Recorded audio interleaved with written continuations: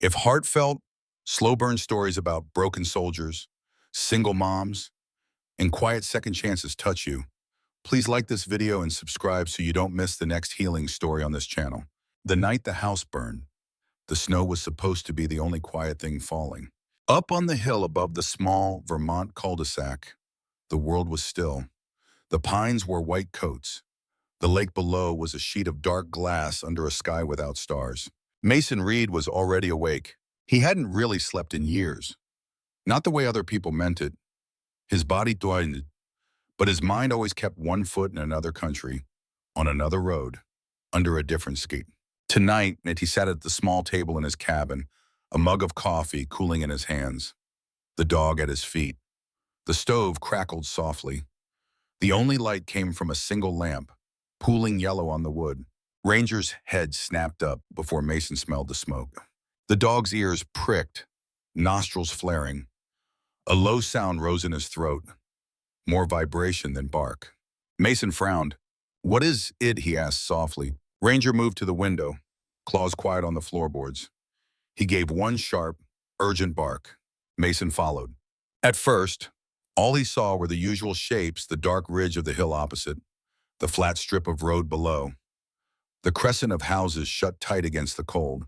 Then he saw it, a bloom of orange, wrong against all that white.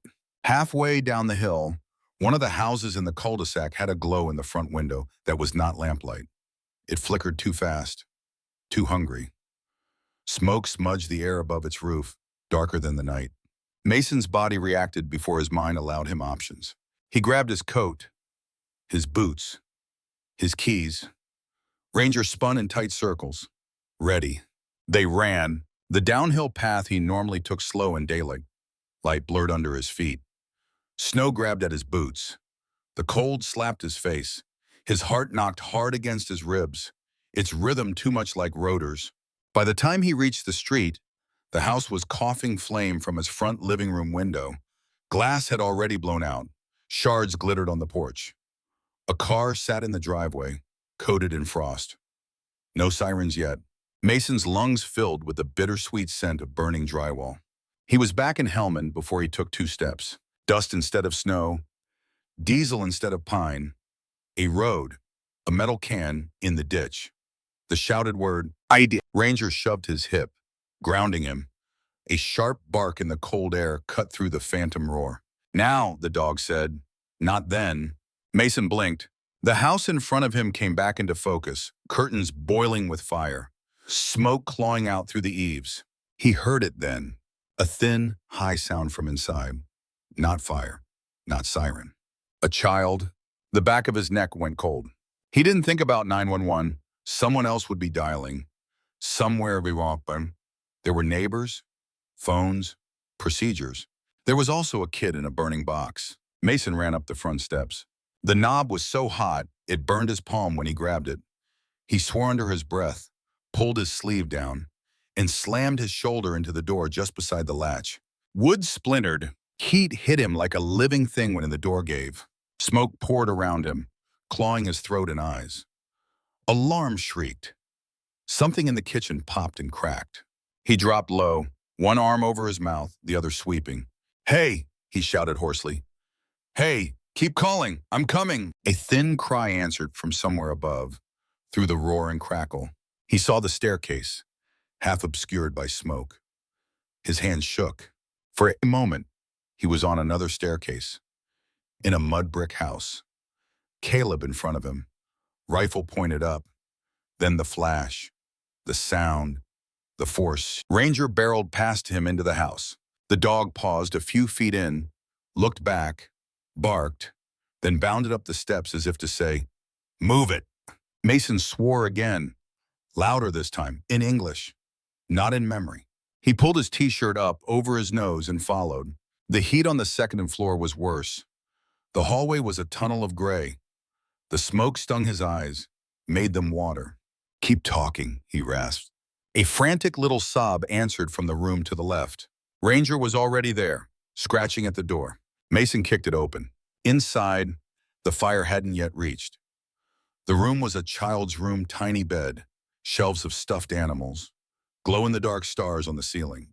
Under a small desk, pushed back into the far corner, he saw a pair of striped pajama legs and a lump of something shaking. He dropped to his knees and crawled. "Hey," he said, voice softer even as the smoke burned. "Hey, it's okay. I've got you. We're getting out." A little girl's face peered out, streaked with tears and soot. Her eyes were too big for her face, wide and wet. Her arms were wrapped around a plush rabbit, knuckles white. She coughed, a harsh, terrifying sound in a throat that small. Ranger pressed his nose against her knee and whined. Mason slid his arms around her. The moment he lifted her, her small hands shifted from the rabbit to his jacket, clutching. "It's hot," she choked. "I know," he said. "Hold on tight. You're going to feel cold, and then it's going to be so much better than this." "Ready." She nodded, though her chin trembled. He pulled the edge of his coat around her as best he could. They went back the way they'd come, down the hall that felt narrower now, the heat licking at his back. Halfway down the stairs, a section of railing gave with a sharp crack. He hugged the child tighter and took the rest of the steps in a jump that jarred his knees. Outside, the air felt like a slap of ice. He stumbled onto the snow-covered lawn, lungs spasming, the girl still in his arms, Ranger at his side. Red and blue lights stuttered at the end of the street. Sirens wailed closer now. He knelt, setting the child gently onto the hood of a parked car. Her lips were tinged gray. Her eyes fluttered. "It's okay," he said, though his own breath was ragged. "Can you look at me? What's your name?" "Emmy," she breathed. My mommy was on an airplane." Her voice vanished into a cough. "Emmy," he repeated. "Okay, Emmy, my name's Mason. That big lump of fur is Ranger.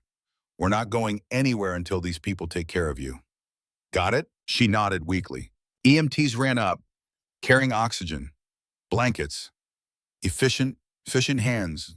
"Let me see her," one of them said. He stepped back, letting them in. They slid a mask over Emmy's small face, wrapped her in a foil blanket that crinkled.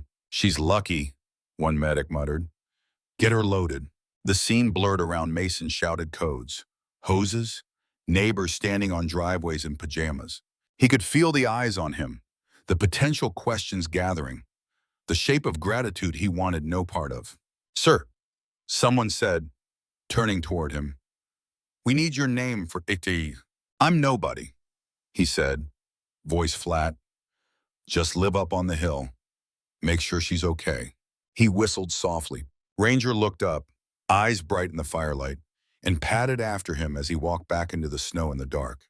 Behind him, the house burned. Ahead, the cabin waited, as it always did, at the edge of the trees. Inside his chest, another old house burned and collapsed, one he had never managed to leave. Jenna Clark's phone rang before her plane landed. She blinked awake, neck stiff from the angle she'd slept in. The cabin lights were low. The man next to her snored softly. She fumbled for the phone. The caller ID said Vermont Hospital. Her stomach dropped. She answered with a hand that had suddenly gone cold. "Hello, Miss Clark," a woman's voice, calm but firm. "This is Dr. Sung from Vermont Regional. Your daughter, Emmy, was brought in this morning. She's stable, but we need you here as soon as possible." Jenna couldn't breathe for one long second. Is she the rest of the sentence snagged on 1,000 jagged images? She inhaled some smoke, but doesn't appear to have burns. "Dr. Sung said, clipping the words, efficient. We're monitoring her. It could have been much worse." "Worse," Jenna repeated faintly. "There was a fire at your home," the doctor went on. "Your sitter got out. Emily was upstairs.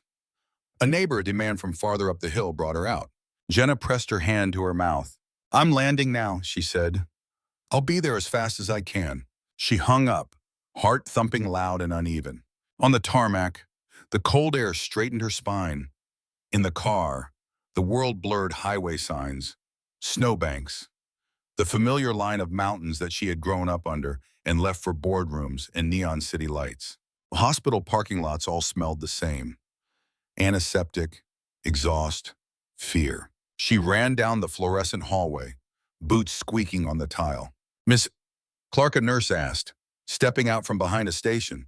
Yes, Jenna said, too loud. Yes. This way, the nurse said gently. Emmy was tiny in the hospital bed. The sight of her daughter's small body under the white sheet almost brought Jenna to her knees. The foil blanket was gone now, replaced by a soft one with cartoon bears. Her cheeks were still faintly smudged, lashes spiky from dried tears. A nasal cannula ran under her nose, humming softly. Jenna rushed to the bedside.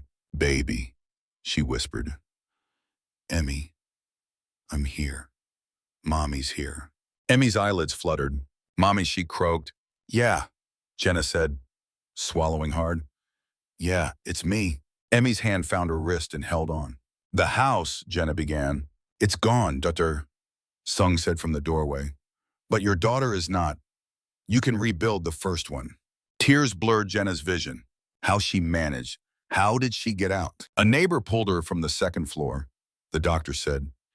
EMT said he went in before the trucks arrived.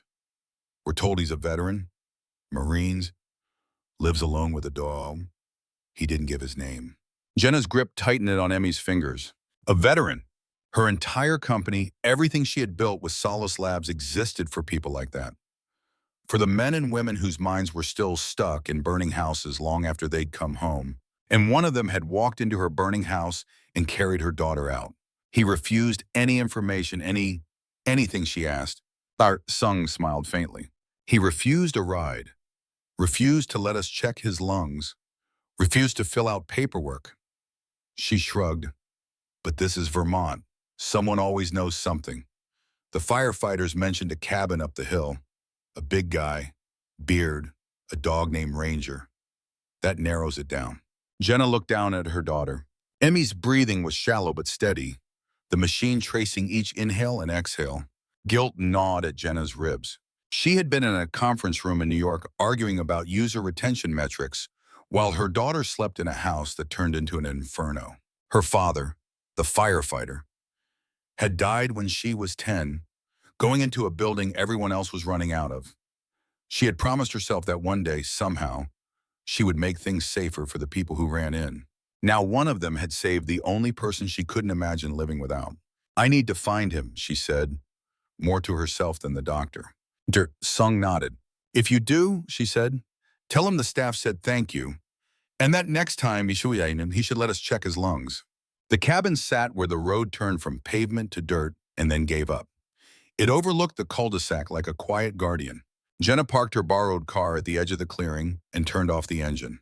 The silence outside felt huge. She was used to noise city traffic, office chatter, the hum of servers, the constant ping of notifications. Up here, there was only the crunch of snow under her boots, the distant caw of a crow. She adjusted the scarf around her neck, took a deep breath, and walked up to the cabin door. It was sturdy, unpainted, with scars in the wood that looked like they came from weather, not hands. She knocked. For a long moment, nothing happened. Then she heard claws on wood and a low bark. The door opened a fraction. A man filled the gap, blocking most of the interior. He was big, broader than the doorway suggested, in a flannel shirt and thermal pants. His dark hair was tied back. A beard shadowed his jaw. His eyes, a washed-out gray-blue, flicked over her quickly, taking in details. The dog beside him was a solid, attentive presence. Coat the color of rust and snow, eyes steady. Yes, the man said, voice cautious. Are you Mason Reed, Jenna asked. Silence stretched. Who's asking, he said. My name is Jenna Clark. She said, my daughter is Emmy. You pulled her out of the fire 2 nights ago. His jaw tightened. Just a little. I didn't tell anyone my name, he said. They told me enough, she replied. Big guy, cabin up the hill, dog named Ranger. That narrows it down. Ranger's ears twitched at his name. Jenna held up the envelope in her hand. This is for you, she said. He stared at it like it might explode. I don't want anything, he said. I did what anyone should do. She swallowed, feeling the weight of the numbers on the check. Money that had barely registered in her brain when she'd written it now felt heavy and crude. It's not just money, she said. It's a thank you. The only form I know how to put gratitude into quickly. You already said thank you, he said. At the hospital. I barely remember it, she admitted. You do now, he said. Emmy's face flashed in her mind, small and pale against a white pillow. Jenna took a breath. Please, she said quietly. You walked into a burning house and brought my little girl back to me. I can't just go back to my life and pretend that was nothing. He frowned. I didn't say it was nothing, he said, but it doesn't require a price tag. He started to close the door. Wait, she blurted. I don't just run a company. I run one that builds tools for people like you. He paused. People like me, he repeated, flat. Veterans? She clarified. We build an app and platform for PTSD support. We work with therapists, with the VA. It's called Solace Labs. I started it because my dad died going into burning buildings, and no one ever gave my mom a manual for what came after. His gaze sharpened, but his hand stayed on the edge of the door. I'm telling you this, she went on, because I'm not just trying to throw money at you. I would like to understand what it's like, what works, what doesn't. For real, not just in our focus groups. You are the person our entire morale-boosting website pretends to care about. A flicker of something passed through his eyes. Anger, maybe. Amusement, or just tiredness. You want me to be your poster boy, he said. No, she said quickly. No cameras. No press. I swear, I want you to tell me if what we're building would have helped you 3 years ago, or 5, or last week. And I want to find other people like you and give them something that might keep them from feeling alone. He looked at her for a long time. Ranger sniffed her boots, decided she was not a threat, and sat down. Finally, Mason shook his head. I'm not taking your money, he said. And I'm not ready to be in any rooms with people in suits who say trauma like it's a line item. She nodded, accepting the blow. Okay, she said softly. Then I'll just say this. She met his eyes, let him see whatever raw thing was in hers. Thank you for my daughter, she said. If you ever need anything from me, for any reason, call. She held out a card instead of the envelope. He hesitated, then took it. The door closed gently. Jenna stood on the porch for a moment, the rejection stinging. The air smelled like pine and wood smoke. Somewhere inside, something clinked. The sound of a mug set down. She turned and walked back to her car. As she drove away, a small face popped up at the side window, Emmy, in her car seat, wide awake. Was that him, Emmy asked? Jenna glanced in the rearview mirror. Yes, she said. That was him. He's big, Emmy said. Like a bear. Jenna smiled faintly. Yeah, she said. Like a bear. Can I see him again? Emmy asked. Jenna's grip tightened on the steering wheel. I don't know, she said honestly. Maybe. If he lets us. Ranger too, Emmy added. The dog. He smells like cookies and outside. Jenna swallowed a laugh and a tear all at once. We'll see, she said. Mason did not expect them to come back. Most people didn't climb a snowy hill twice for a stranger's sake. But 3 days later, there was another knock on his door. Ranger reached it first, tail wagging. Mason opened it to find the same woman on the porch, bundled in a dark coat, hair tucked into a beanie. Her cheeks were pink from the cold. Beside her, holding a stuffed rabbit in one hand and Ranger's gaze in the other, was Emmy. She wore a puffed-up purple jacket and boots that squeaked on the boards. Hi, she said, as if they'd been in the middle of a conversation. Ranger gave a soft bark that sounded suspiciously like a greeting. Mason looked from the child to her mother.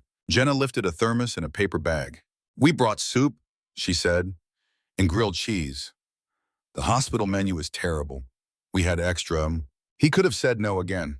He could have pointed at the trail, at the extreme cold, at the fact that they did not belong in his quiet, controlled world. Instead, he stepped back. Come in, he said. Inside, the cabin was simple, a small kitchen area, a table, 2 chairs, a couch, shelves of books, and a few photos turned face down. a stove that hummed warmth into the air. Jenna set the food on the table. Emmy drifted immediately toward Ranger, who tolerated the hug around his neck with good grace. Careful, Mason started, then stopped when he realized the dog was leaning into the contact. Is he a hero too? Emmy asked, fingers buried in Ranger's fur. He's more useful than I am. Most days, Mason said. Jenna poured soup into mismatched bowls while he fetched extra spoons. They sat at the small table like something almost normal. Steam curled between them. Emmy swung her legs under the chair. This is good, Mason said, surprised. Jenna snorted. It comes from a cafe, she said. I almost burned water last week. Emmy doesn't let me cook unless there's a fire extinguisher in the room. You can't keep blaming that one time, Emmy protested. The pancakes were only black on one side. Mason's mouth twitched. He hadn't laughed, not really laughed in longer than he liked to admit. But something in their rhythm, in the way they talked and moved, brushed against a part of him that remembered kitchens and burnt pancakes and his mother singing off-key. Ranger lay under the table, head on his paws, eyes half closed, as if he approved. The visit didn't last long. Emmy was tiring. Jenna had forms to fill out, insurance companies to wrangle, but they came back.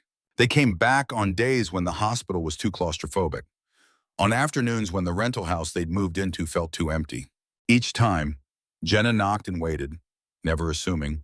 Each time, after a pause that grew shorter, Mason opened the door. Emmy named the small wooden stool that Mason had barely noticed before. This is Emmy's spot now, she declared, climbing up. Mason carved the words on the underside, one evening, Emmy's spot. The knife felt strange and right in his hand. One night, the snow fell hard and heavy, muffling the world. Jenna stayed later than usual. She had dark circles under her eyes and moved like someone who had been sprinting through decisions for too many days. Emmy fell asleep on the rug, head resting on Ranger's side, tiny hand tangled in his fur. The dog didn't move a muscle, as if afraid to disturb her. Jenna sat on the couch, mug of tea cooling in her hands, words slowing. We have to move out of the rental in a month, she murmured. The landlord wants to sell. The insurance is complicated. The board wants a clean narrative for the fire, something they can slide into a slide deck. Mason listened. He didn't have solutions, but he had a cabin and a stove and a tray willing to be used as a pillow. At some point, Jenna's head tipped back against the couch. Her eyes slipped closed. The room grew quiet. The only sounds were the soft snore of a child, the huff of a sleeping bough, the ticking of cooling metal in the stove. Mason sat in the armchair by the window, elbows on his knees, hands clasped, watching them. Snow piled up against the glass, thick and white. The cabin felt full in a way it never had, not even when buddies from his unit had crashed there for hunting weekends. He thought of Caleb, of the last night in the desert, when they'd sat under a sky crowded with stars, sharing a contraband candy bar. If we make it home, Caleb had said, you better not waste your second chance hiding in a cave somewhere. You owe me at least one backyard BBQ and a niece who calls you Uncle Mason. Mason had laughed then. He didn't laugh now. He looked at the sleeping child on his floor, at the woman who had built tools for people whose brains sounded like his, and at the dog who had dragged him out of more than one nightmare. His chest hurt. He reached for the small black notebook on the shelf. He opened to a blank page and wrote, in careful letters, Caleb, a little girl fell asleep on my floor tonight with a dog as her pillow. Her mom snores a little when she's too tired to be strong. I think you'd like them. I'm still in the cave, but for the first time in a long time, I opened the door. He closed the notebook softly and set it back, and Ranger's tail thumped once in his sleep, as if in agreement. It was not one conversation, but a series of small ones that led Mason from that cabin to the community center down the hill. The first time Jenna asked him to be involved with Solace Labs, she had come armed with contracts and numbers. The second time, she came with something else. They were sitting on the steps of the cabin, the snow finally retreating in patches to reveal muddy earth. Emmy and Ranger were a tangle of motion a few yards away, throwing and retrieving a stick. Jenna held a cup of coffee between both hands, warming them. I read something, she said quietly, when Emmy knocked over your notebook. His whole body went tense. She didn't understand it. Jenna added quickly, she just thought the little doodle of the helicopter was cool. I saw a few lines. I'm sorry, I shouldn't have. He stared at the horizon. What did you read, he asked. That you promised a friend you'd live enough for both of you, she said, and that you haven't known how. He said nothing for a long time. His name was Caleb, he said finally. He was better than me at everything, including staying alive, until he wasn't. Jenna's voice was gentle. My dad ran into a burning building for someone who forgot to turn their stove off. She said he didn't come back. For years, I tried to figure out how to make that make sense. How to make the math of sacrifice balance. It doesn't. The only thing that ever felt like something I could do was try to keep other people from getting as lost as he did, or as lost as my mom did after. He looked at her. You asked me once to help with your app, he said. I told you to get lost. She smiled without humor. You weren't wrong to be suspicious, she said. Most people want stories like yours to sell things. And you don't, he asked. I want stories like yours to tell me what we're doing wrong, she said. We're piloting Solace at the community center. We have veterans coming in for group sessions and trying the app. It tracks sleep patterns, sends prompts, connects them to each other if they want it. She hesitated. I don't need you on a billboard, she went on. I need someone in the room who's been where they've been. Someone they might listen to when you say, this helps, or this is garbage. He thought of the men who sat alone at the back of meetings, eyes on the floor, shoulders tight. He thought of Caleb again, of how his friend had always dragged him out of the barracks when he sensed Mason sinking too deep. You think I'm someone people listen to? He said. I think you're someone who walked into a fire for a child you didn't know, she replied. That kind of person tends to carry some weight. Emmy ran up then, cheeks flushed. Mom, Ranger found a stick bigger than me, she announced. You say that like it's hard, Mason said. Emmy giggled.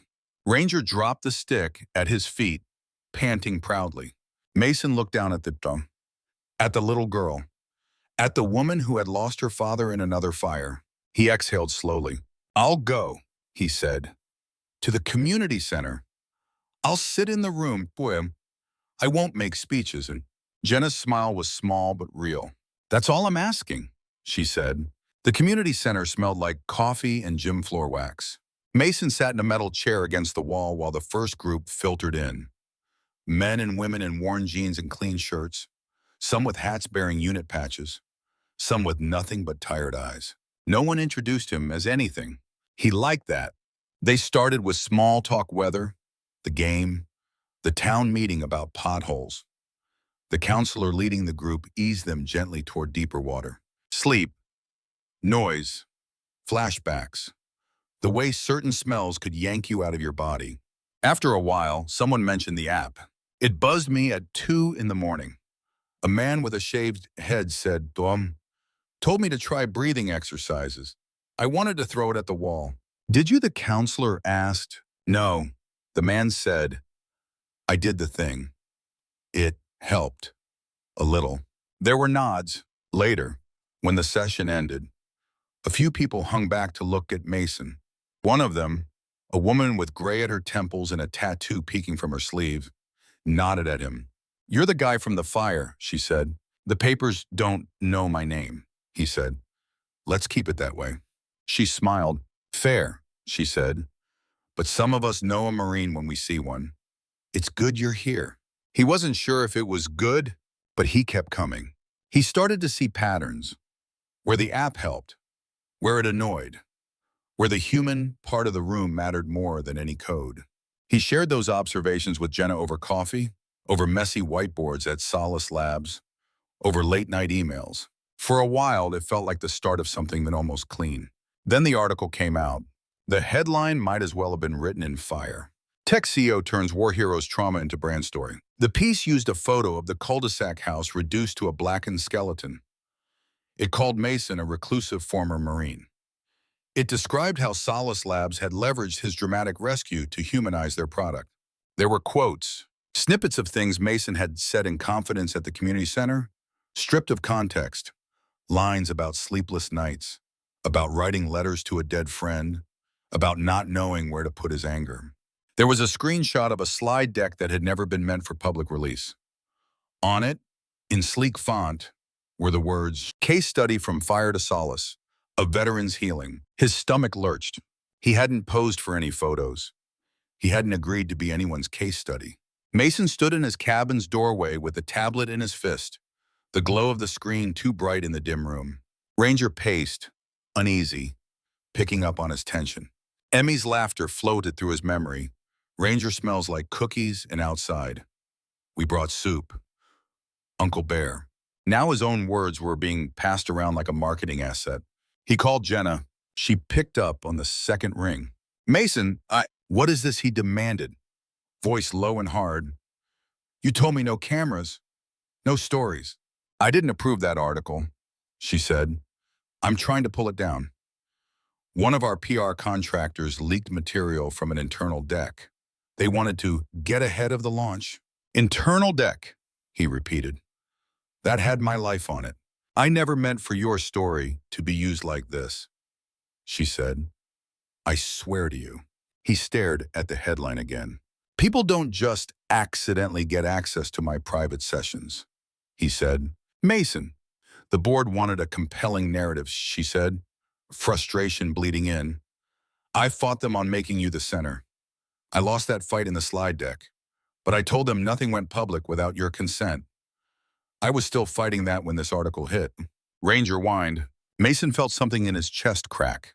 Not all the way through, just enough to let old poison leak. "I am not your dad's memorial project," he said quietly. "I am not Solace's origin story. I am a man who walked into a fire and walked back out. And I am barely holding the door open for myself. Now the whole internet thinks I'm your brand mascot." "That's not how I see you," she said, voice breaking. "Please, come in. Let me show you what's happening. The board is..." He hung up. He turned the tablet off, set it face down. The cabin was suddenly too small, the walls too close. He grabbed his coat. He took Ranger and went into the trees, where the snow was still melting and the world did not have Wi-Fi. At Solace Labs, the air was thick enough to cut.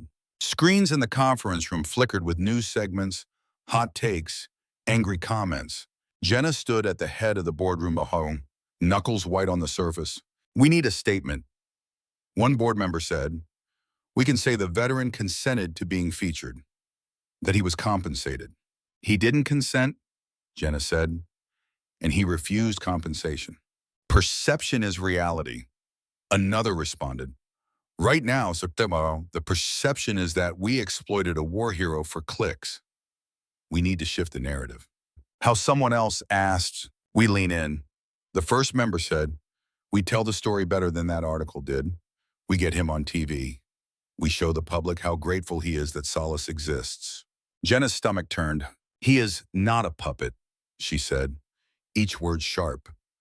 "He is a person who saved my daughter and trusted me not to do exactly this." "Your personal feelings are noted," the board chair said, "but this is bigger than you.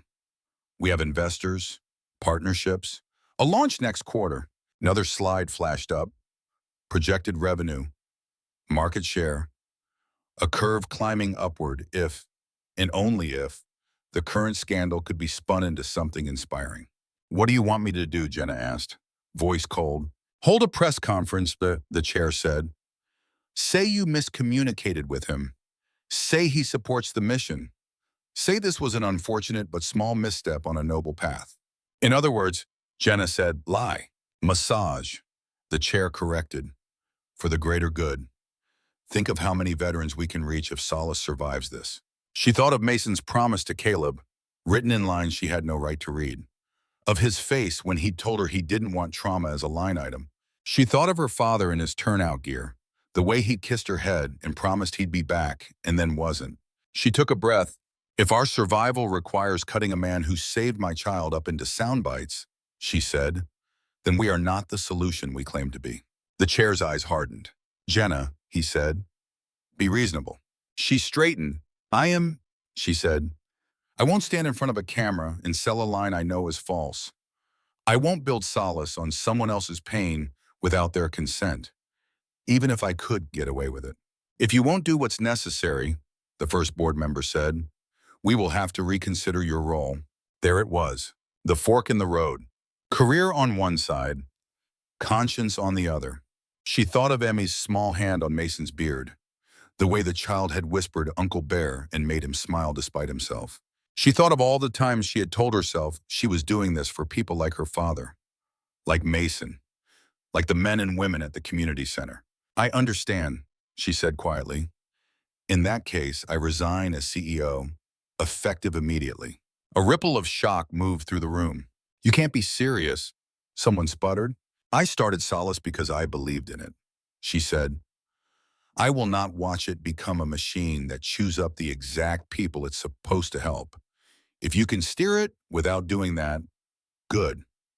If you can't, I won't be the face of it. She picked up her laptop. Good luck, she said, and she walked out. Mason heard about her resignation from someone else. He had skipped 2 community sessions, his absence a heavy empty space in a circle of chairs. On the 3rd week, one of the veterans, a man named Ortiz, showed up at his cabin instead. Ranger barked once and then wagged. Recognizing a friend, Mason opened the door. Ortiz stood on the porch, breath puffing white. You've been ghosting us. Reed, he said. We figured you were up here stewing. I didn't realize attendance was mandatory, but that's when Mason replied. Ortiz held up his phone. Thought you might want to see this, he said. He hit play. The video was grainy, recorded on someone's phone in a meeting hallway. It showed Jenna standing in front of a cluster of Solace employees, eyes tired but voice steady. I won't ask any of you to stay or go, she was saying. I can only tell you why I'm leaving. We exist because the world asks too much silence from people who have seen too much. We were never supposed to be the ones demanding that silence in exchange for help. Her mouth twisted. If my stepping down buys us a chance to rebuild Solace the right way, she said, then it's a small price compared to what we've been asking others to pay. If it doesn't, then maybe it's better we find out now. The video ended. Ortiz slipped the phone back into his pocket. She burned her career down for you, he said bluntly. For the idea of you, for what she thought you deserved. Mason sat down on the step. The cold seeped through his jeans, but he hardly felt it. He imagined the boardroom, the slides, the arguments. He imagined Jenna standing there, small and fierce and stubborn, choosing to let go of the things she'd built instead of using him as a shield. Ranger pressed against his side. Mason reached into his pocket and pulled out the notebook. He flipped to a blank page. Caleb, I walked into one fire and ran from another. Surprise. I'm still me. There's a woman here who walked away from a company rather than sell me out. She reminds me of you. Stubborn as hell, bad at self-preservation, annoyingly brave. You told me once that surviving meant more than breathing. It meant choosing who you stand with, even when it's expensive. I think I finally get what you meant. He closed his eyes. The mountain air felt sharper, cleaner. He capped the pen. This is a bad idea, he muttered to no one, and to the man he was writing to 8 years too late. Then he stood. Come on, he told Ranger. We're going to the community center. The event, as the local paper called it, wasn't much, just a circle of folding chairs in the multi-purpose room at the community center, a coffee urn on a table, a microphone that kept crackling. A few dozen people had come, veterans, their spouses, nurses from the VA clinic, a handful of reporters with notebooks, cameras slung low. Jenna slipped in at the back, hat pulled down, not wanting to draw attention. She'd heard through the grapevine that Mason was going to speak. She didn't quite believe it until she saw him. He stood near the front, shoulders squared, hands in his pockets. He looked like he'd rather be anywhere else, but his jaw was set. Ortiz tapped the microphone. We're here because some words got twisted, he said. We figured we might as well untwist them ourselves. He stepped aside. Mason stepped up. He didn't clear his throat theatrically. He didn't smile. He just started talking in the same tone he'd used to give sitrep briefs years ago. My name is Mason Reed, he said. I was a sergeant in the Marines. I deployed twice. I lost friends. I came home with all my limbs and a brain that thinks it's still over there most nights, and a few people nodded, the recognition immediate. I moved to a cabin on a hill because it felt safer to be alone with my ghosts than to pretend I was okay. He went on. I slept with a shovel by the door for the first year. Don't ask me why. Helpless habits. A ripple of dark humor moved through the crowd. 2 months ago, he said, a little girl down the hill almost died because a space heater and bad wiring decided to conspire against her. I heard it. My dog convinced me the fire was real, not just in my head. I went in. I carried her out. He swallowed. She is not the first person I have carried away from fire, he said quietly. She is the first one who lived. Silence settled in. The next day, her mother, Jenna, came to my door with money I didn't want. He said, I turned her away. She came back with soup instead, and a kid who insisted my old stool was hers now. A few soft laughs. Jenna runs or ran a company that builds an app for people like me, he continued. When she asked me the first time to help, I assumed she wanted a shiny story. A prop. I was wrong. She wanted an honesty check. I gave it. Loudly. Some of the vets in the room smiled. A few weeks ago, an article came out that did exactly what I was afraid of, he said. It turned my words into a marketing angle. It made Jenna look like she was cashing in on my trauma. So I did what I always do when I feel used. I ran. He let that hang, a confession. What I didn't see at first, he said, was what happened after I ran. The company's board wanted her to fix the problem by selling a version of me they could control. She refused. She gave up her job instead of using my story as a bandage on their reputation. He looked up, eyes scanning the room until they found hers at the back. Jenna's breath caught him. I've seen a lot of people run toward fire, he said. My friend Caleb did it in a place with no names on the map. My father probably did it in a bar fight somewhere. Jenna did it in a boardroom that might as well have been burning. He took something from his pocket then. Metal caught the light. This is Caleb's dog tag, he said. He died pushing me out of the way of an explosion. I used to think the debt I owed him meant hiding, not letting anyone else get hurt by my chaos. He set the tag on the flimsy plastic table beside him. That was cowardice dressed up as sacrifice, he said. If you want a story out of me, use this one that a woman who lost her father in a fire built something to help us. And when the machine tried to chew us up, she chose to break the machine instead of us. He glanced at the cameras. I will not do commercials, he said. I won't sit on a talk show couch. I won't let anyone package this into 30 seconds with swelling music. But I will stand in rooms like this as often as I can and tell you that the tools she built work better with people like her attached. He stepped back from the mic. That's all, he said. Thanks. For a second, no one moved. Then someone in the back clapped. It spread, hesitant at first, then steady. The reporter closest to him had tears in her eyes. Later, the video of his speech would do what videos do travel. People online would argue and cheer and sneer and praise. Offers would roll in networks wanting specials, investors wanting to amplify the narrative. In the room, though, it was just breath and heartbeat and a small metal tag catching light. Jenna wiped her eyes with her sleeve. Her career as she had known it lay in smoking ruins somewhere behind her. But in this room, something else was standing. Something worth more. They met back at the cabin because there was nowhere else that felt honest enough. Snow had given way to wet earth. The trees were just starting to show the faintest dusting of green.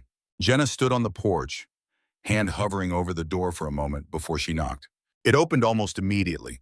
Ranger rushed out, tail a blur, nose pushing against her coat. Traitor, she muttered fondly. You'd have let anyone in. Mason leaned his shoulder against the doorframe. You came, he said. You called, she replied. He stepped aside. Inside, the cabin was the same and not.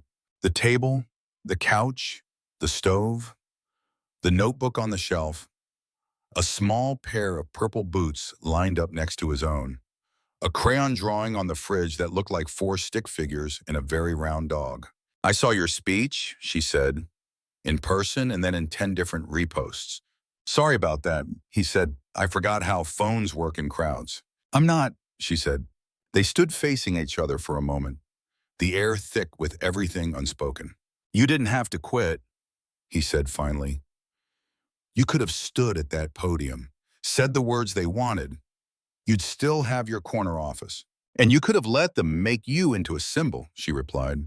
You wouldn't have had to get up in front of a room like that or piss off half the internet.